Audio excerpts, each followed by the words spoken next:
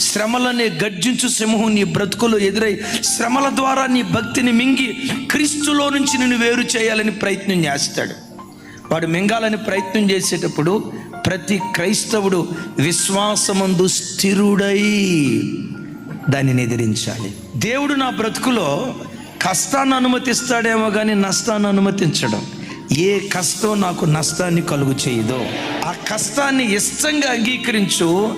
రాగల కాలములో శత్రువు సిగ్గుపడేటట్లుగా వాడి ఎదుట నీ తల దేవుడు పైకెత్తునుగాక. అంటే ఈ శ్రమల మధ్యలో మనం సాతాను చేత తరమబడుతున్నప్పుడు గర్జించే సింహంలాగా వాడు మింగాలని నీ మీదకు వచ్చినప్పుడు కదిలిపోవద్దు అనాలి శత్రువుతో. నా శత్రువా, నా మీద నువ్వు అతిశయపడవద్దు.